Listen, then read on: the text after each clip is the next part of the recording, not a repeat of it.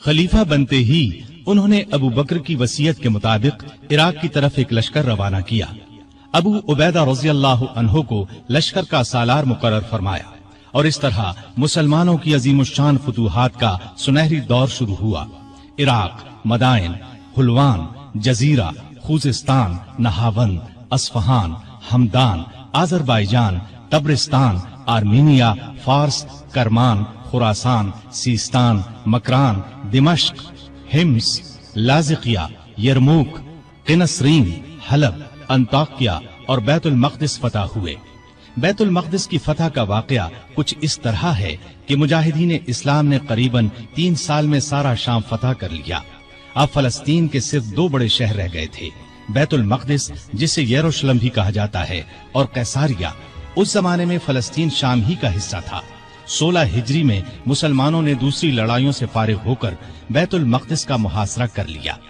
اس شہر میں ابراہیم علیہ السلام، اسحاق علیہ السلام، سلیمان علیہ السلام، عیسیٰ علیہ السلام اور دوسرے نبیوں کی بہت سی یادگاریں ہیں۔ رسول اللہ صلی اللہ علیہ وسلم کی بھی معراج کے سفر میں پہلی منزل یہی تھی۔ مسلمانوں کا پہلا قبلہ بھی یہی تھا۔ نہ صرف یہودی اور عیسائی بلکہ مسلمان بھی اس کی بہت عزت کرتے تھے اور کرتے ہیں۔ مسلمانوں نے جب بیت المقدس کا محاصرہ کیا تو شہر کے باشندوں نے شہر کے دروازے بند کر لیے۔ چند دن تو اس طرح گزرے، پھر انہوں نے مسلمانوں کے سپہ سالار ابو عبیدہ بن جراح کو پیغام بھیجا کہ ہم شہر مسلمانوں کے حوالے کرنے کے لیے تیار ہیں، لیکن شرط یہ ہے کہ مسلمانوں کے خلیفہ خود یہاں آئیں اور صلح کا معاہدہ کریں۔ ابو عبیدہ بن جراح نے یہ بات سیدنا عمر کو لکھ بھیجی۔ خلیفہ ثانی سیدنا عمر نے صحابہ سے مشورہ کر کے وہاں جانے کا فیصلہ کیا۔ آپ نے رجب 16 ہجری میں حضرت علی رضی اللہ عنہ کو اپنا قائم مقام بنایا اور روانہ ہو گئے۔ اس وقت دنیا کے بڑے بڑے حکمران ان کا نام سن کر کانپتے تھے، لیکن اپنے وقت کے سب سے بڑے حاکم کے سفر کا حال یہ تھا کہ چند بزرگ صحابہ کے سوا ان کے ساتھ کوئی نہیں تھا۔ فوج، نہ خیمے، نہ قارے، نہ جھنڈے، ایک اونٹ پر سوار تھے۔ اس پر ستو اور کھجور کے 2 تھیلے لادے ہوئے تھے۔ ایک طرف پانی کی مشک لٹک رہی تھی۔ راستے میں کھانے کا وقت آتا تو سب مل کر کھا لیتے۔ آپ کا لباس بہت معمولی سا تھا۔ بیت المقدس کے قریب پہنچے تو صحابہ نے مشورہ دیا کہ لباس تبدیل کر لیں۔ قیمتی پوشاک پیش کی، لیکن آپ نے وہ لباس پہننے سے انکار کر دیا اور فرمایا، اللہ نے ہمیں جو عزت دی ہے وہ اسلام کی وجہ سے ہے، اور ہمارے لیے یہی کافی ہے۔ غرض اسی حالت میں شہر میں داخل ہوئے۔ عیسائیوں نے شہر آپ کے حوالے کر دیا۔ مسلمانوں نے وہاں ایک مسجد بنائی، اس کا نام مسجد عمر رکھا۔ یہ آج بھی موجود ہے اور اب تک مسجد عمر کہلاتی ہے۔ 14 ہجری میں مسلمانوں نے حمص کو فتح کر لیا تھا۔ 17 ہجری کو روم کے بادشاہ ہرقل نے حمص مسلمانوں سے چھیننے کے لیے سمندر کے راستے فوج بھیجی۔ اس فوج نے حمص کا محاصرہ کر لیا۔ جزیرے کے لوگوں نے بھی ہرقل کو ایسا کرنے پر اکسایا تھا، چنانچہ جزیرے سے بھی 30,000 فوج آ کر ہرقل کی فوج سے مل گئی۔ سیدنا ابو عبیدہ بن جراح رضی اللہ عنہ نے ان حالات کی اطلاع سیدنا عمر فاروق کو بھیجی تو انہوں نے ان کی مدد کے لیے مزید فوج روانہ کی۔ دوسری طرف سہیل بن عدی کی سرکردگی میں ایک فوج جزیرے کی طرف روانہ کر دی۔ خود بھی مدینے سے چل کر دمشق آ گئے تاکہ نزدیک سے تمام حالات پر نظر رکھ سکیں۔ سہیل بن عدی جزیرے کی طرف بڑھے تو جزیرے سے حمص کی طرف روانہ ہونے والی فوج کو اپنے گھر کی فکر پڑ گئی۔ وہ ہرقل کی فوج کا ساتھ چھوڑ کر واپس جزیرے چلے گئے۔ ادھر ابو عبیدہ بن جراح نے خالد بن ولید کے مشورے سے شہر سے نکل کر ہرقل کی فوج پر حملہ کر دیا۔ گھمسان کی لڑائی کے بعد رومیوں نے بدترین شکست کھائی۔ 4000 رومیوں نے اسلام قبول کر لیا، 4000 مارے گئے اور باقی بھاگ نکلے۔ اس لڑائی کے بعد پھر کبھی ہرقل کو شام پر چڑھائی کی جرت نہ ہوئی۔ 18 ہجری میں عراق میں طاعون کی وبا پھیلی، اس میں بڑے بڑے صحابہ فوت ہو گئے۔ چند ایک کے نام یہ ہیں: ابو عبیدہ بن جراح جو مسلمانوں کی فوج کے سپہ سالار بھی تھے، معاذ بن جبل رضی اللہ عنہ، یزید بن ابی سفیان رضی اللہ عنہ، شرحبیل بن حسنہ رضی اللہ عنہ اور کئی بڑے بڑے صحابہ اس وبا میں فوت ہوئے۔ دور فاروقی میں عرب میں قحط پڑا۔ ایسے میں سیدنا عمر نے رعایا کی خبرگیری میں دن رات ایک کر دیا۔ انسانوں کے لیے خوراک تھی نہ جانوروں کے لیے۔ سیدنا عمر کو انسانوں اور جانوروں کی یہ بدحالی دیکھ کر بہت صدمہ ہوا۔ انہوں نے بیت المال میں جتنا غلہ تھا سب مسلمانوں میں تقسیم کر دیا، جو نقدی تھی وہ بھی مسلمانوں میں تقسیم کر دی۔ تمام صوبوں کے حاکموں کو خط لکھے کہ فوراً زیادہ سے زیادہ غلہ روانہ کرو۔ چنانچہ ابو عبیدہ بن جراح نے شام کے علاقے سے 4000 اونٹ غلے سے لدے ہوئے بھیجے۔ عمرو بن عاص نے مصر سے سمندر کے راستے بحری جہاز روانہ کیے۔ ان میں ہر جہاز پر 6000 من غلہ لدا ہوا تھا۔ جب یہ جہاز مدینے کی قریبی بندرگاہ پر پہنچے تو سیدنا عمر خود انہیں دیکھنے کے لیے بندرگاہ پہنچے۔ غلے کو حفاظت سے رکھنے کے لیے بندرگاہ میں 2 بڑے بڑے مکان بنوائے۔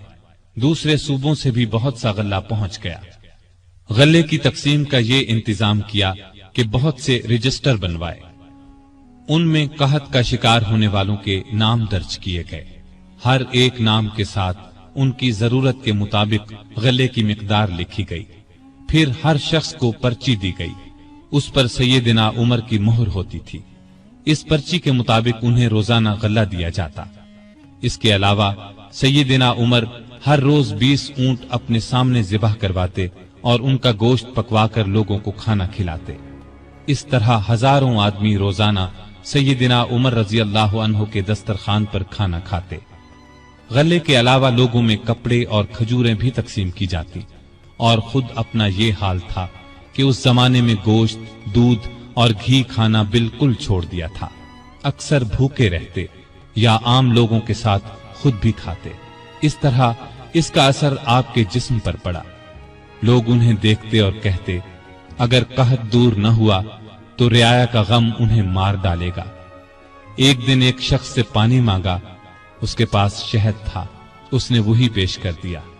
آپ نے شہد پینے سے انکار کر دیا اور فرمایا، قیامت کے دن اگر مجھ سے پوچھا گیا کہ لوگ روٹی کو ترس رہے تھے اور تو شہد کھاتا تھا تو میں کیا جواب دوں گا؟ ایسا بھی ہوا کہ گھی کا برتن اور آٹے کی بوری اٹھواتے اور جہاں کہیں بھوکوں کا مجمع نظر آتا اپنے خادم کی مدد سے کھانا تیار کرواتے اور انہیں کھلاتے۔ دیہاتوں میں جاتے، وہاں اونٹ ذبح کرتے، گوشت، آٹا اور کپڑے لوگوں میں تقسیم کرتے۔ قحط کے دنوں میں سخت بے چین رہتے اور دعا کرتے تھے، اے اللہ، میرے عملوں کی وجہ سے محمد صلی اللہ علیہ وسلم کی امت کو تباہ نہ کر۔ لوگوں کا خیال اس قدر تھا کہ فرمایا کرتے تھے، اگر دریائے فرات کے کنارے ایک کتا بھی بھوکا مر گیا تو اللہ کے سامنے مجھے اس کا جواب دینا ہوگا۔ وہ خود اور لوگ رو رو کر بارش کی دعائیں کرتے تھے۔ آخر ایک دن نبی صلی اللہ علیہ وسلم کے چچا عباس رضی اللہ عنہ اور دوسرے مسلمانوں کو لے کر نکلے اور نہایت عاجزی سے ان الفاظ میں دعا کی، اے اللہ، پہلے تو ہم اپنے نبی صلی اللہ علیہ وسلم کے وسیلے یعنی نبی کی دعا کے وسیلے سے تجھ سے دعا کیا کرتے تھے، اب ہم تجھ سے اپنے نبی کے چچا کے وسیلے یعنی چچا کی دعا کے وسیلے سے دعا کرتے ہیں کہ ہم پر بارش نازل فرما۔ ابھی یہ دعا ہو رہی تھی کہ آسمان پر بادل چھا گئے اور ایسی موسلا دھار بارش ہوئی کہ ہر طرف پانی ہی پانی نظر آنے لگا۔ اس بارش نے خشک کھیتوں میں جان ڈال دی اور قحط دور ہو گیا۔ بیت المقدس کی فتح کے بعد شام میں قیصاریہ کا شہر باقی رہ گیا تھا، اس پر ابھی تک رومیوں کا قبضہ تھا۔ بحیرہ روم کے ساحل پر ایک بہت بڑا شہر تھا۔ یہ مہم امیر معاویہ کے سپرد کی گئی۔ انہوں نے شہر کو فتح کیا۔ 80,000 رومیوں میں سے بہت کم زندہ بچے۔ اب پورے شام پر اسلام کا جھنڈا لہرانے لگا۔ اس زمانے میں مصر کا ملک بھی رومی حکومت کے ماتحت تھا۔ 18 ہجری میں حضرت عمر نے حضرت عمرو بن عاص رضی اللہ عنہ کو 4000 کا لشکر دے کر مصر روانہ کیا۔ مصر کا حاکم مقوقس تھا۔ اس نے بے تحاشا فوج جمع کر لی۔ قلعہ بھی حد درجے محفوظ تھا۔ ان حالات کی خبر عمرو بن عاص نے سیدنا عمر کو دی تو انہوں نے 10,000 فوج اور بھیجی اور ان کے ساتھ بزرگ صحابی زبیر بن عوام کو سالار مقرر کیا۔ उनके हाथ पर कला फतह हुआ। इसके बाद इस्कंदरिया की बारी आई। इस्कंदरिया की फतह के बाद सैयदना उमर ने अम्र बिन आस को मिस्र का गवर्नर मुकर्रर किया। दरियाए नील मिस्र का एक बहुत बड़ा दरिया था। तारीख में है कि एक दिन बहुत से मिस्री अम्र बिन आस के पास आए और कहा, इस साल दरियाए नील में पानी बहुत कम रह गया है, हमारी फसलें बर्बाद हो रही हैं। पुराने जमाने से ये रस्म चली आ रही है कि जब दरिया में पानी कम हो जाए तो हम एक मुकर्रर तारीख को एक कुंवारी लड़की चुन लेते हैं। उसके वालिदैन की मर्जी से उसे निहायत कीमती जेवर और कपड़े पहनाकर दुल्हन की तरह बना देते हैं, फिर उसे दरियाए नील में गिरा देते हैं। इस तरह दरिया में पानी चढ़ जाता है, इर्द गिर्द के तमाम इलाके सैराब हो जाते हैं। अगर आप इजाजत दें तो हम ये रस्म अदा करें। अम्र बिन आस ने कहा, ये तो बड़ी जालिमाना रस्म है। जवाब में उन्होंने कहा, अगर आपने हमें ये रस्म अदा करने की इजाजत न दी तो मुल्क में कहत पड़ जाएगा, हम तबाह हो जाएंगे। अम्र बिन आस ने फरमाया, तुम लोग नादान हो, अल्लाह के हुक्म के बगैर दरिया में पानी हरगिज कम या ज्यादा नहीं हो सकता। इस्लाम ऐसी फजूल रस्मों को मिटाने के लिए आया है। मैं तुम्हें एक बेगुनाह लड़की पर जुल्म करने की इजाजत नहीं दूंगा। मिस्री मायूस होकर लौट गए। इत्तेफाक से दरिया में पानी कम हो गया। लोग कहत के डर से वतन छोड़ने की तैयारी करने लगे। सैयदना अम्र बिन आस ने ये सारा किस्सा सैयदना उमर को लिख भेजा। उन्होंने जवाब में लिखा, अल्हम्दुलिल्लाह, आपने मिस्रियों को बिल्कुल ठीक जवाब दिया। इस्लाम वाकई ऐसी फजूल रस्मों को मिटाने के लिए आया है। मैं एक खत भेज रहा हूँ, इसको दरियाए नील में डाल देना। अम्र बिन आस ने खत को दरिया में डालने से पहले उसकी इबारत पढ़ी। उसके अल्फाज ये थे, ए नील, अगर तू अपने इख्तियार से बह रहा है तो मत बह, और अगर तू अल्लाह ताला के हुक्म से बह रहा है तो मैं अल्लाह ताला के हुजूर दुआ करता हूँ कि वो तुझे पहले की तरह ज्यादा पानी के साथ जारी कर दे। ये रुका दरिया में डाल दिया गया। दूसरे दिन जब मिस्र के लोग सोकर उठे तो उन्होंने अल्लाह की कुदरत का अजीब नजारा देखा। दरिया का पानी कई गज ऊपर चढ़ गया था, किनारों से निकलकर इर्द गिर्द के इलाकों को सैराब कर रहा था। इतना ज्यादा पानी इसमें कभी नजर नहीं आया था।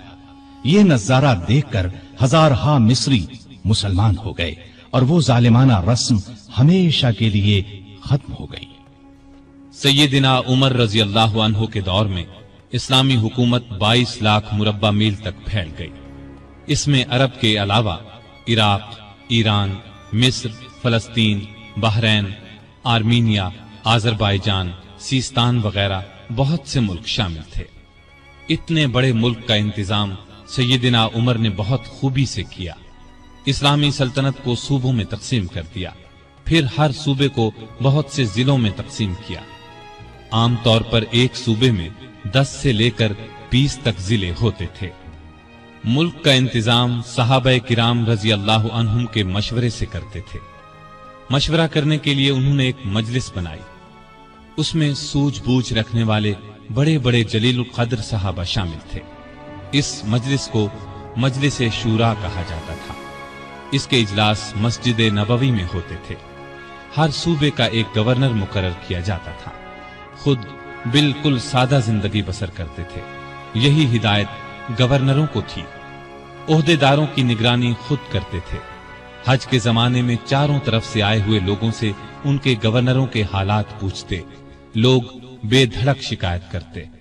लोगों के सामने इस किस्म का खुतबा देते, लोगों, तुम पर जो लोग हाकिम मुकर्रर किए गए हैं वो इसलिए नहीं भेजे गए कि तुम्हें मारें पीटें और तुम्हारा माल छीन लें, बल्कि उन्हें मैं इसलिए भेजता हूं कि वो तुम्हें रसूलुल्लाह सल्लल्लाहु अलैहि वसल्लम के तरीके सिखाएं। अगर किसी ने इसके खिलाफ किया है तो मुझसे बयान करो ताकि मैं उसका बदला लूं। लोगों को आम इजाजत थी कि वो किसी वक्त भी अपनी शिकायत पेश कर सकते थे। एक मर्तबा मिस्र के एक गरीब शख्स ने शिकायत की कि गवर्नर के बेटे ने बिला वजह उसे पीटा है। आपने बाप बेटे को बुलवा लिया। जब दोनों आ गए तो सैयदना उमर ने उस गरीब को कोड़ा देकर फरमाया, जितने कोड़े उसने तुम्हें मारे थे उतने ही तुम इसे मारो। उस गरीब ने कोड़े मारने शुरू किए।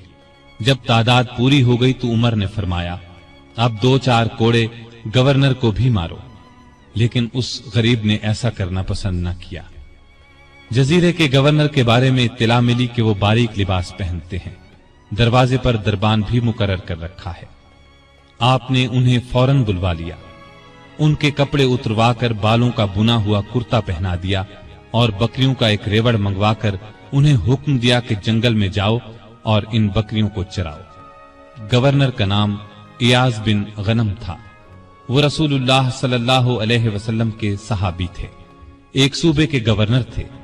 اس لیے جب انہوں نے کہا کہ وہ آئندہ ایسا لباس نہیں پہنیں گے تو عمر نے انہیں معاف کر دیا اور عہدے پر واپس بھیج دیا۔ ایاز بن غنم جب تک زندہ رہے موٹا لباس پہنتے رہے، پھر انہوں نے کبھی باریک لباس پہنا نہ دروازے پر دربان رکھا۔ خالد بن ولید رضی اللہ عنہ اسلام کے بہت بڑے جرنیل تھے، انہوں نے 20 لڑائیاں لڑی، بڑی بڑی حکومتوں کے لشکر ان کے مقابلے میں نہ ٹھہر سکے۔ سیدنا عمر کے زمانے میں جب خالد بن ولید فتوحات پر فتوحات حاصل کر رہے تھے تو عین اس حالت میں عمر نے انہیں سپہ سالاری سے معزول کر دیا۔ جب لوگوں نے وجہ پوچھی تو انہوں نے فرمایا، مسلمان یہ خیال کرنے لگے تھے کہ یہ فتوحات خالد بن ولید کی وجہ سے ہو رہی ہیں، جبکہ فتوحات ہمیں اللہ تعالی کی مہربانی سے ہو رہی ہیں۔ آپ کے زمانے میں چونکہ اسلامی حکومت بہت پھیل گئی تھی، لگاتار فتوحات کی وجہ سے مال غنیمت بھی بہت زیادہ آنے لگا تھا، اس لیے آپ نے 15 ہجری میں بیت المال قائم کر دیا۔ اس میں زکوٰۃ، خراج، جزیہ، مال غنیمت وغیرہ جمع ہوتا تھا اور مسلمانوں میں تقسیم کیا جاتا تھا۔ یتیموں، غریبوں اور بیواؤں کو اس میں سے وظیفے دیے جاتے تھے۔ ضرورت مندوں کو قرض بھی دیا جاتا تھا، جنگی ضروریات پر بھی خرچ کیا جاتا تھا۔ آمدنی اور خرچ کے معاملے میں حد درجہ احتیاط کرتے تھے۔ سیدنا عثمان نے ایک دن انہیں چلچلاتی دھوپ میں بھاگتے دیکھا۔ پوچھنے پر انہوں نے بتایا کہ بیت المال کا ایک اونٹ گم ہو گیا ہے، اس کو تلاش کر رہا ہوں۔ بحرین سے ایک مرتبہ مشک آیا، یہ انتہائی قیمتی خوشبو تھی۔ اس کو مسلمانوں میں تقسیم کرنے کے لیے آدمی کی تلاش ہوئی جو یہ کام اچھی طرح کر سکے۔ سیدنا عمر کی زوجہ محترمہ عاتقہ نے کہا کہ یہ کام میں کر سکتی ہوں۔ سیدنا عمر نے فرمایا، نہیں، میں تمہیں اس کی اجازت نہیں دے سکتا، اس لیے کہ تمہاری انگلیوں پر جو مشک لگ جائے گا وہ تم اپنے کپڑوں پر لگا لو گی، اس طرح عام مسلمانوں سے زیادہ تمہارے حصے میں آئے گا۔ ایک مرتبہ بیمار ہو گئے، لوگوں نے علاج کے طور پر شہد تجویز کیا۔ بیت المال میں شہد موجود تھا لیکن آپ نے لینا گوارا نہ کیا۔ آخر لوگوں کو جمع کیا گیا، جب سب نے اجازت دے دی تب شہد لیا۔ آپ نے عدل و انصاف کا بہترین نمونہ دنیا کو دکھایا، اللہ سے ڈرنے والے قاضی مقرر کیے، ان کی تنخواہیں مقرر کی، انہیں حکم دیا کہ تمام فیصلے قرآن اور حدیث کے مطابق کیے جائیں۔ قرآن اور حدیث میں حکم نہ ملے تو جس رائے پر عالموں کا اتفاق ہو اس کے مطابق فیصلہ دیا جائے۔ انہوں نے کوفہ میں شریح کو قاضی مقرر کیا، ان کے فیصلے بہت مشہور ہوئے۔ امیر المومنین کے خلاف بھی فیصلے دے دیتے تھے۔ سیدنا علی نے بھی انہیں اپنے دور میں قاضی کے عہدے پر قائم رکھا۔ قبیلہ غسان کے بادشاہ جبلہ نے اسلام قبول کر لیا، وہ حج کرنے کے لیے آیا۔ اس کی چادر پر ایک غریب بدو کا پاؤں آ گیا، اس نے بدو کو زور سے تھپڑ دے مارا، بدو کی ناک کی ہڈی ٹوٹ گئی۔ وہ سیدنا عمر کی خدمت میں حاضر ہو گیا، انصاف کا طلبگار ہوا۔ سیدنا عمر نے جبلہ کو بلا بھیجا، وہ حاضر ہوا تو آپ نے اسے کہا، تم نے اس غریب مسلمان سے زیادتی کی ہے، لہذا بدلہ دو۔ یہ غریب تمہیں اس جگہ تھپڑ مارے گا جس جگہ اس کے منہ پر تھپڑ لگا ہے۔ ہاں، اگر تم اس سے معافی مانگ لو اور یہ معاف کر دے تو اور بات ہے۔ جبلہ نے کہا، مجھے ایک دن کی مہلت دی جائے تاکہ میں غور کر سکوں۔ جبلہ کو ایک دن کی مہلت مل گئی، وہ وہاں سے فرار ہو کر شام چلا گیا اور دوبارہ عیسائی مذہب اختیار کر لیا۔ ایک مرتبہ حج کے موقع پر ایک شخص نے گورنر کی شکایت کی کہ اس نے مجھے بے قصور 100 کوڑے مارے ہیں۔ سیدنا عمر رضی اللہ عنہ نے شکایت درست پائی تو حکم دیا، تم بھی اسے 100 کوڑے مارو۔ ایک عیسائی کسان نے شکایت کی کہ اس کے کھیتوں سے مسلمان فوج گزری ہے جس سے اس کا نقصان ہوا ہے۔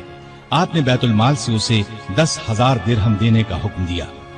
سیدنا عمر فاروق نے عام لوگوں کو منع کر دیا کہ وہ شریعت کے کسی مسئلے پر اپنا فیصلہ دیں۔ اس کام کے لیے انہوں نے فتوے جاری کرنے کا محکمہ قائم کیا۔ فتوے دینے والے بزرگوں کے نام یہ ہیں: سیدنا عثمان، سیدنا علی، سیدنا عبد الرحمن بن عوف، سیدنا ابی بن قعب، سیدنا معاذ بن جبل، سیدنا زید بن ثابت، سیدنا ابو درداء، سیدنا ابو ہریرہ رضی اللہ تعالی عنہم۔ سیدنا عمر رضی اللہ تعالی عنہ نے پولیس کا محکمہ قائم کیا۔ رعایا کی خبرگیری رکھنے کے لیے راتوں کو گشت لگایا کرتے تھے۔ ملک شام کے سفر سے لوٹ رہے تھے کہ ایک بڑھیا نظر آئی۔ اس سے پوچھا کہ بڑی بی، عمر کے بارے میں کچھ معلوم ہے؟ وہ بولی، ہاں سنا ہے شام گیا ہوا ہے، اللہ اس سے سمجھے، آج تک اس نے مجھے پھوٹی کوڑی تک نہیں دی، اسے معلوم نہیں میں کتنی تنگی سے گزارا کر رہی ہوں۔ سیدنا عمر نے یہ سن کر فرمایا، بڑی بی، تم نے جا کر عمر کو اپنا حال بتایا؟ بڑھیا نے کہا، اگر اسے رعایا کا حال معلوم نہیں تو خلافت کیوں کرتا ہے؟ سیدنا عمر فاروق رضی اللہ عنہ یہ سن کر رو پڑے۔ پھر اس سے پوچھا، تم کیا لے کر عمر کو معاف کر سکتی ہو؟ اس نے کہا، اگر مجھے 25 دینار مل جائیں تو معاف کر دوں گی۔ آپ نے اسی وقت اسے 25 دینار دے دیے۔ وہ خوش ہو کر دعائیں دینے لگی، اللہ عمر کو معاف کرے، اس پر اپنی رحمت نازل کرے۔ بعد میں سیدنا عمر رضی اللہ عنہ نے اس کا وظیفہ مقرر فرما دیا۔ ایک رات گشت کے دوران میں چند بچوں کے رونے کی آواز سنی۔ معلوم ہوا کہ بچے بھوکے ہیں اور ماں نے انہیں بہلانے کے لیے ہانڈی میں صرف پانی ڈال کر آگ جلا رکھی ہے۔ آپ اسی وقت خادم اسلم کے ساتھ بیت المال گئے۔ آٹا، گوشت، گھی اور کھجوریں نکال کر خادم سے فرمایا، یہ تمام چیزیں میری کمر پر رکھ دو۔ اسلم نے عرض کیا، آپ کیوں تکلیف کرتے ہیں، میں اٹھا لیتا ہوں۔ آپ نے فرمایا، نہیں، قیامت کے دن میرا بوجھ تم نہیں اٹھاؤ گے۔ پھر سب چیزیں اپنی کمر پر لاد کر لائے، خود کھانا تیار کیا، خود چولہا پھونکا، کھانا تیار ہونے پر اپنے سامنے بچوں کو کھلایا۔ انہوں نے پیٹ بھر کر کھایا، پھر اچھلنے کودنے لگے۔ سیدنا عمر انہیں اچھلتے کودتے دیکھتے اور خوش ہوتے رہے۔ عورت نے ان سے کہا، اللہ تمہیں نیک بدلہ دے، امیر المؤمنین بننے کے لائق تو تم ہو، نہ کہ سیدنا عمر۔ سیدنا عمر فاروق رضی اللہ عنہ یہ سن کر مسکرائے، پھر واپس مدینہ آئے اور اس عورت کا وظیفہ مقرر کر دیا۔ ایک روز شام کے وقت مدینے کے باہر ایک قافلہ اترا۔ سیدنا عمر نے عبد الرحمن بن عوف رضی اللہ عنہ کو ساتھ لیا اور رات بھر قافلے کا پہرا دیتے رہے۔ ایک قافلے میں ایک ننھے بچے کو روتے دیکھا تو اس کی ماں پر ناراض ہوئے کہ بچے کو دودھ کیوں نہیں پلاتی۔ وہ آپ کو پہچانتی نہیں تھی۔ کہنے لگی، امیر المؤمنین نے حکم دیا ہے کہ جب تک بچے ماں کا دودھ پیتے رہیں بیت المال سے ان کا وظیفہ مقرر نہ کیا جائے۔ میں اس کا دودھ چھڑا رہی ہوں تاکہ وظیفہ لگ جائے۔ یہ ہے اس کے رونے کی وجہ۔ سیدنا عمر یہ سن کر روئے، پھر اعلان کر دیا کہ جس دن کوئی بچہ پیدا ہوگا اس کا وظیفہ اسی دن سے مقرر ہو جائے گا۔ ایک مرتبہ لوگوں کو کھانا کھلا رہے تھے، ایک شخص کو بائیں ہاتھ سے کھانا کھاتے دیکھا۔ نزدیک جا کر اس سے کہا، دائیں ہاتھ سے کیوں نہیں کھاتے؟ اس نے کہا، میرا دایاں ہاتھ موتا کی لڑائی میں کٹ گیا تھا۔ یہ سن کر سیدنا عمر رونے لگے، اس کے پاس بیٹھ گئے اور بولے، افسوس، تمہیں وضو کون کراتا ہوگا؟ پھر اس کی خدمت کے لیے ایک خادم دیا اور ضرورت کی چیزیں اس کے گھر بھجوائیں۔ ایک رات گشت کے دوران میں ایک عورت کی آواز سنی۔ وہ اپنی بچی سے کہہ رہی تھی، دودھ میں پانی ملا دے۔ بیٹی نے یہ سن کر کہا، ماں، امیر المؤمنین کا حکم ہے کوئی دودھ میں پانی نہ ملائے۔ ماں نے یہ سن کر کہا، باتیں نہ بنا، پانی ملا، امیر المؤمنین کون سا دیکھ رہے ہیں؟ لڑکی نے کہا، امیر المؤمنین تو نہیں دیکھ رہے، مگر اللہ تو دیکھ رہا ہے۔ سیدنا عمر نے ماں بیٹی کی یہ گفتگو سنی تو اپنے خادم سے کہا، اس گھر کو اچھی طرح پہچان لو، दूसरे दिन उनके बारे में पता करवाया। उन्हें लड़की की ईमानदारी इस कदर पसंद आई कि अपने बेटे आसिम के लिए रिश्ता मांग लिया। इस तरह ये शादी हुई। बनु उमैया के उमर बिन अब्दुल अजीज रहमतुल्लाह अलैह इसी खातून के नवासे थे। उन्हें अदल इंसाफ, सादगी, परहेजगारी की वजह से दूसरा उमर कहा जाता है। उनका दौर बेहतरीन दौर हुआ। मदीने की एक बेसहारा अंधी औरत के घर की सफाई अमीरुल मोमिनीन खुद किया करते थे। रसूलुल्लाह सल्लल्लाहु अलैहि वसल्लम के एक सहाबी सईद बिन यरबूक की आखिरी उम्र में बीनाई जाती रही। उनके लिए एक खादिम मुकर्रर किया जो उन्हें मस्जिद तक लाता था। रास्ता चलते एक औरत ने सैयदना उमर फारूक को रोक लिया और कहा, मैं रसूलुल्लाह सल्लल्लाहु अलैहि वसल्लम के सहाबी खुफाफ बिन ईमा की बेटी हूँ। शौहर फौत हो गया है, छोटे छोटे बच्चे हैं, कोई जमीन भी नहीं है। बच्चों को घर में छोड़कर मेहनत मजदूरी भी नहीं कर सकती कि बच्चों को कोई नुकसान न पहुंच जाए। हजरत उमर ने उसकी पूरी बात तवज्जो से सुनी और फरमाया, तुम थोड़ी देर यहीं ठहरो। ये कहकर घर गए। वापस लौटे, एक मोटे ताजे ऊंट पर बहुत सा सामान लदा हुआ साथ लाए। उस पर कपड़े और नकद रकम भी थी। उस औरत से फरमाया, ये ऊंट ले जाओ, जब खत्म हो जाए तो बता देना। जिहाद पर जाने वाले मुसलमानों के घर वालों का बहुत ख्याल रखते थे। उनके घरों में जाकर उनकी औरतों से कहते, तुम्हें बाजार से कुछ मंगवाना हो तो मैं ला देता हूँ। बेवा औरतों का पानी भर देते। मुजाहिदीन के खत आते तो ये खत खुद उनके घरों में पहुंचाते। उनसे जवाब लेकर मुजाहिदीन को भिजवाते। बैतुल माल से हाजतमंदों को देते। रास्तों में चौकियां बनवाई ताकि रास्ते महफूज हो जाएं। शहरों में मेहमान खाने बनवाए। मुल्क में जगह जगह नहरें खुदवाई जिनसे आपाशी आसान हो गई। सड़कें और पुल बनवाए। नए शहर बसाए। करीबन 4000 मस्जिदें तामीर करवाई। हरम काबा को वसी करवाया। मस्जिद नबवी को वसी करवाया। मर्दम शुमारी का निजाम राइज किया। सिक्का जारी किया। सने हिजरी कायम किया। जंगों का सिलसिला बढ़ा तो फौजी निजाम कायम किया। फौजियों की तनख्वाहें मुकर्रर की। मुजाहिदीन के बीवी बच्चों और गुलामों के लिए वजीफे मुकर्रर किए। फौज को 2 हिस्सों में तकसीम किया। एक बाकायदा फौज जो हमेशा महाजों पर रहती थी। दूसरी रजाकार फौज। ये लोग उमूमन घरों में रहते थे। जरूरत पड़ने पर उन्हें महाज पर भेजा जाता। उनकी तनख्वाहें बाकायदा फौज से कम थी। मुल्क में जगह जगह फौजी छावनियां कायम की। छावनियों के साथ अस्तबल तामीर करवाए। उनमें 4-4 हजार घोड़े तैयार रहते थे। ऊंट भी मौजूद रहते। फौज के साथ खजांची, तबीब, जर्राह, गनीमत के माल का हिसाब रखने वाले, दूसरी जुबानें जानने वाले और दुश्मन की जासूसी करने वाले भी रहते थे। फौज की तालीम का भी इंतजाम किया। फौज को ये हिदायत थी कि दुश्मन से जो अहद करो उसको पूरा करो। बच्चों, औरतों, बूढ़ों और राहिबों को कत्ल न करो। माले गनीमत में खियानत न करो। आबादियों को वीरान न करो। फलदार दरख्तों को न काटो। जो लोग जंग में कैदी बना लिए जाएं, उन्हें उनके करीबी रिश्तेदारों से जुदा न करो। लड़ाई में मारे जाने वालों के हाथ पांव, नाक कान न काटो। कुरान और हदीस की तालीम आम कर दी। सैयदना उमर खुद बहुत बड़े फकीह थे। उन्होंने तमाम इलाकों में फकीह मुकर्रर किए। लोग उनसे दीनी मसाइल पूछते थे। उनके जमाने में इस्लाम की बहुत इशाअत हुई। गैर मुस्लिमों से अच्छे सलूक की वजह से भी इस्लाम बहुत तेजी से फैला। इंसाफ का दामन किसी कीमत पर नहीं छोड़ते थे। शाम में मुसलमानों को मस्जिद बनाने के लिए एक जमीन की जरूरत पेश आई। जमीन एक यहूदी की थी। मुसलमानों ने जमीन उससे खरीदना चाही, लेकिन यहूदी ने इनकार कर दिया। मुसलमानों ने जबरदस्ती जमीन पर कब्जा करके मस्जिद बना ली। यहूदी ने सैयदना उमर से शिकायत की। सैयदना उमर फारूक ने हुक्म दिया कि मस्जिद नाजायज तरीके से बनाई गई है, इस्लाम इसकी इजाजत नहीं देता। मस्जिद को गिराकर जमीन यहूदी को दे दी जाए। चुनाचे जमीन यहूदी को वापस दे दी गई। उसने उस जगह अपना मकान बना लिया। सैयदना उमर फारूक रज़ियल्लाहु अन्हु दुआ किया करते थे कि ए अल्लाह, मुझे अपनी राह में शहादत नसीब फरमा। मुझे अपने रसूल के शहर में मौत दे।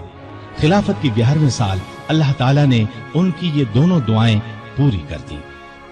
जिलहज 23 हिजरी में हज के लिए मक्का गए। आप जब हजर अस्वद को बोसा देते तो कहते थे, ऐ हजर अस्वद, मैं जानता हूं कि तू एक पत्थर है, तू न नफा दे सकता है और न नुकसान। अगर मैंने रसूलुल्लाह सल्लल्लाहु अलैहि वसल्लम को तेरा बोसा लेते हुए न देखा होता तो मैं तेरा बोसा न लेता। ये सैयदना उमर की तौहीद का कमाल नमूना है। हज से फारिग होकर उस महीने की आखिरी तारीखों में वापस लौटे। जुमे के दिन मस्जिद में खुतबा दिया जो बहुत तवील था। इसमें लोगों को बहुत नसीहतें की। इस खुतबे में आपने एक ख्वाब का जिक्र किया और फरमाया, मैं समझता हूं मेरी मौत का वक्त आ पहुंचा है।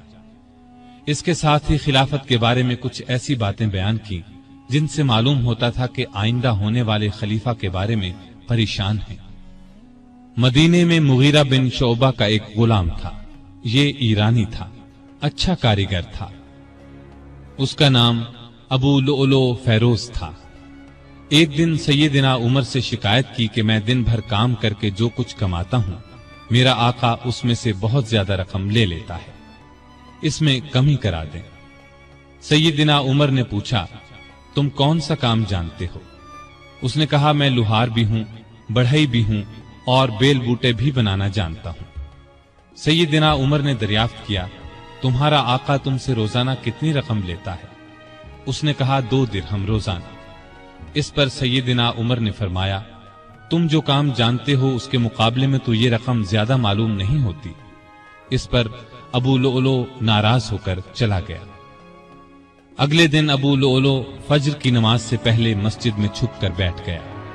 सैयदना उमर लोगों को नमाज पढ़ाने लगे तो उसने कोने से निकलकर 2 धारी खंजर से अमीरुल मोमिनीन पर 6 वार किए और फिर सफों में खड़े मुसलमानों को जख्मी करता बाहर भागा, लेकिन मुसलमानों ने पकड़ लिया। इस पर उसने वही खंजर अपने पेट में झोंक लिया और मर गया। उधर अमीरुल मोमिनीन शदीद जख्मी हो गए। उन्होंने अब्दुर्रहमान बिन औफ रजी अल्लाह अन्हु का हाथ पकड़कर अपनी जगह खड़ा कर दिया, खुद जमीन पर गिर पड़े। लोगों ने नमाज से फारिग होकर देखा, जिन मुसलमानों को अबू लुअलो ने जख्मी किया था उनमें से 7 दम तोड़ चुके थे, बाकी बहुत ज्यादा जख्मी नहीं हुए थे। अलबत्ता सैयदना उमर की हालत नाजुक थी। ऐसे में उन्होंने अब्दुल्लाह बिन अब्बास से पूछा, मुझे किसने मारा है? उन्होंने बताया, मुगीरा बिन शोबा के गुलाम अबू लुअलो ने। यह सुनकर फरमाया, अल्लाह का शुक्र है, मेरी मौत किसी ऐसे शख्स के हाथ से नहीं हुई जो इस्लाम का दावा करता हो। लोग उन्हें उठाकर घर लाए, दूध पिलाया गया तो वो जख्मों के रास्ते बाहर आ गया। अब सबको यकीन हो गया कि अमीरुल मोमिनीन का आखिरी वक्त आ पहुंचा है। लोग गम से निढाल हो गए, उनसे मिलने के लिए आने लगे। एक नौजवान ऐसे में मिलने आया। उसने कहा, ए अमीरुल मोमिनीन, आप अल्लाह की बिशारत से खुश हो जाएं। आप उन असहाब में से हैं जो बहुत पहले इस्लाम लाए और रसूलुल्लाह के साथी बने। खलीफा बनाए गए तो आपने इंसाफ से काम लिया, फिर आखिर आपको शहादत नसीब हो गई। ये सुनकर सैयदना उमर ने फरमाया, ए भतीजे, अल्लाह करे ये चीजें मेरे गुनाहों के बराबर बराबर ही हो जाएं, मुझे कोई अजाब हो न सवाब। मतलब उनके कहने का यह था कि बस अजाब से बच जाऊं। वो नौजवान वापस जाने लगा तो सैयदना उमर फारूक रजी अल्लाह अन्हु की नजर उसकी चादर पर पड़ी जो जमीन को छू रही थी। इस नाजुक हालत में भी उन्हें शरीयत का इस कदर पास था कि फरमाया, इस नौजवान को वापस बुलाओ। उसे वापस उनके सामने लाया गया तो फरमाया, ए भतीजे, अपना तहबंद ऊंचा बांधो, इससे कपड़ा भी साफ रहेगा और तुम्हारे रब के नजदीक ये परहेजगारी की बात भी है। सैयदना इब्ने अब्बास रज़ी अल्लाह अन्हु ने उनका मर्तबा और नेकियां बयान की तो फरमाया, अल्लाह की कसम, अगर मेरे पास दुनिया भर का सोना होता तो इससे पहले कि मैं अल्लाह के अजाब को देखूं, मैं उसे अल्लाह की राह में दे देता, यानी अजाब के खौफ से सारा सोना खैरात कर देता। उसके बाद अपने बेटे अब्दुल्लाह को बुलाया, उनसे पूछा कि मुझ पर कितना कर्ज है। उन्होंने हिसाब लगाकर बताया, 86,000 दिरहम। इस पर उन्हें कुछ हिदायत दी। आखिर में फरमाया, इस कर्ज को मेरी तरफ से अदा कर देना। इसके बाद फरमाया, उम्मुल मोमिनीन आयशा सिद्दीका रजी अल्लाह ताला अन्हा के पास जाओ और कहो, उमर बिन खत्ताब आपको सलाम कहता है और अपने दो साथियों यानी नबी करीम सल्लल्लाहु अलैहि वसल्लम और अबू बकर के साथ दफन होने की इजाजत चाहता है। अब्दुल्ला बिन उमर आयशा सिद्दीका की खिदमत में हाजिर हुए। वो उस वक्त सैयदना उमर के सदमे में रो रही थी। उनका पैगाम सुनकर फरमाया, ये जगह मैंने अपनी कब्र के लिए रखी थी, लेकिन अपने आप पर उमर को तरजीह देती हूं। सैयदना अब्दुल्ला ये जवाब सुनकर वापस आए और सैयदना उमर को उनका जवाब बताया। आपने अल्लाह का शुक्र अदा किया, फिर फरमाया, मैं मर जाऊं तो मेरा जनाजा उठाकर वहां ले जाना और उन्हें सलाम करके एक बार फिर अर्ज करना, उमर बिन खत्ताब इजाजत तलब करता है। अगर इजाजत दे दें तो मुझे अंदर ले जाकर दफन कर देना, और अगर इनकार कर दें तो आम मुसलमानों के कब्रिस्तान में दफन कर देना। हालत जब ज्यादा नाजुक हो गई तो फरमाया, खिलाफत का हकदार Usman, Ali, Zubair, Abdurrahman bin of और साद बिन अबी वक्कास रजी अल्लाह अन्हुम से ज्यादा किसी को नहीं समझता। रसूलुल्लाह सल्लल्लाहु अलैहि वसल्लम भी वफात तक इनसे खुश थे। इनमें से जिसे खलीफा चुन लिया जाए उसकी इताअत करना। फिर अपने बाद होने वाले खलीफा को वसीयत की कि मुहाजिरीन और अंसार से अच्छा सलूक करना। जो लोग हमारी पनाह में आ गए उनकी जानों और मालों की हिफाजत करना, उनसे किए हुए हर आहद को पूरा करना। आप 27 जिलहज 23 हिजरी को जख्मी हुए। 3 दिन बाद यकम मुहर्रम 24 हिजरी को वफात पाई और शहादत के दर्जे पर फायज हुए। उस वक्त उम्र 63 साल थी। जनाजा चारपाई पर रखा गया तो चारों तरफ लोग जमा हो गए। सैयदना अली रजी अल्लाह अन्हु आए तो फरमाया, अल्लाह आप पर रहम फरमाए। आपने कोई ऐसा शख्स नहीं छोड़ा कि अल्लाह के सामने जाने के लिए मुझे उसके अमल आपके अमल से ज्यादा पसंद हो। अल्लाह की कसम, मुझे उम्मीद थी कि अल्लाह आपको आपके दोनों साथियों के साथ रखेगा, इसलिए कि मैं अक्सर रसूलुल्लाह सल्लल्लाहु अलैहि वसल्लम को इस तरह फरमाते हुए सुना करता था, मैं गया और अबू बकर उमर गए, मैं दाखिल हुआ और अबू बकर उमर दाखिल हुए, मैं निकला और अबू बकर उमर निकले। जनाजा हजरत सुहैब रज़ी अल्लाह अन्हु ने पढ़ाया। हजरत अली, उस्मान, साद बिन अबी वक्कास और अब्दुर्रहमान बिन औफ रज़ी अल्लाह अन्हुम ने कब्र में मैयत को उतारा और इस्लाम के इस बहुत बड़े फर्जंद को हमेशा के लिए रसूलुल्लाह सल्लल्लाहु अलैहि वसल्लम और सैयदना अबू बकर रज़ी अल्लाह अन्हु का साथ नसीब हो गया है। सैयदना उमर रज़ी अल्लाह अन्हु ने कई शादियां की। उनसे 8 या 9 लड़के, 4 या 5 लड़कियां हुई। मशहूर बीवियों के नाम ये हैं: ज़ैनब बिनते मज़ऊन रज़ी अल्लाह अन्हा, आतिका बिनते ज़ैद रज़ी अल्लाह अन्हा, उम्मे हकीम बिनते हारिस रज़ी अल्लाह अन्हा, उम्मे कुलसूम बिनते अली रज़ी अल्लाह अन्हा। औलाद में से हफ्सा, अब्दुल्ला, उबैदुल्ला और आसिम रज़ी अल्लाह अन्हुम बहुत मशहूर हैं। हफ्सा रज़ी अल्लाह अन्हा को रसूलुल्लाह सल्लल्लाहु अलैहि वसल्लम की पाक बीवियों में शामिल होने का शरफ हासिल है। वो उम्मुल मोमिनीन कहलाई। आप में अल्लाह का खौफ इंतहा को पहुंचा हुआ था। इबादत का शौक भी बेहद था। रातों को जागकर नफल पढ़ा करते थे। कुरान करीम की जिन आयात में क़यामत का जिक्र है उनको पढ़ते वक्त बहुत रोते। तरावीह की नमाज को उन्होंने बाजमात कराया। उनके दौर से आज तक तरावीह बाजमात अदा की जाती है। आप में बुर्दबारी हद दर्जे की थी। दूसरों की नुक्ताचीनी को सब्र और हौसले से बर्दाश्त करते थे। आपने एक वक्त में कभी दस्तरखान पर 2 सालन जमा न किए। रसूलुल्लाह सल्लल्लाहु अलैहि वसल्लम और अबू बकर रज़ी अल्लाह अन्हु का भी यही मामूल था। نبی کریم صلی اللہ علیہ وسلم سے آپ کو انتہا درجے کی محبت تھی۔ آپ صلی اللہ علیہ وسلم پر اپنی جان قربان کرنے کے لیے ہر دم تیار رہتے تھے۔ کوئی رسول اللہ صلی اللہ علیہ وسلم کی شان میں ذرا سی گستاخی کرتا تو اس کی گردن اڑانے پر تیار ہو جاتے۔ ایک بار سیدنا عمر فاروق رضی اللہ عنہ نے فرمایا، اے اللہ کے رسول، مجھے آپ سے اپنی جان سے بھی زیادہ محبت ہے۔ نبی کریم صلی اللہ علیہ وسلم نے سیدنا عمر فاروق رضی اللہ عنہ کو دنیا ہی میں جنتی ہونے کی بشارت دی۔ سیدنا عمر فاروق رضی اللہ عنہ کے چند اقوال یہ ہیں: بزرگ بننے کے لیے علم حاصل کرو۔ جو آدمی خود کو عالم کہے وہ جاہل ہے، جو خود کو جنتی کہے وہ جہنمی ہے۔ جس سے تمہیں نفرت ہے اس سے ڈرتے رہو۔ بڑھاپے سے پہلے جوانی اور موت سے پہلے بڑھاپے کو غنیمت جانو۔ سب سے بری آوازیں دو ہیں، نوحہ اور راگ یعنی گانا۔ کم بولنا دانائی، کم کھانا صحت، کم سونا عبادت، اور عام لوگوں سے کم ملنا عافیت ہے۔ توبہ کی تکلیف سے گناہ کا چھوڑنا آسان ہے۔ برا چاہنے والوں کی دوستی سے پرہیز کرنا ضروری ہے۔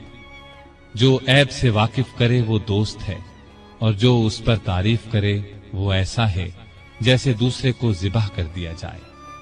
سلامتی گمنامی میں ہے۔ اللہ تعالی سیدنا عمر فاروق رضی اللہ عنہ پر رحمت فرمائے، آمین۔ ارے فرینڈز، 1 منٹ، آپ ایسے ہی جا رہے ہیں؟ اتنی محنت سے ویڈیو بنائی ہے، ایک لائک تو بنتا ہے نا؟ اور دوسرا یہ کہ آپ ہمیں اتنی بڑی دنیا میں دوبارہ کیسے ڈھونڈیں گے؟ تو اس کا حل یہ ہے کہ آپ ہمارے چینل کو سبسکرائب کر لیجئے۔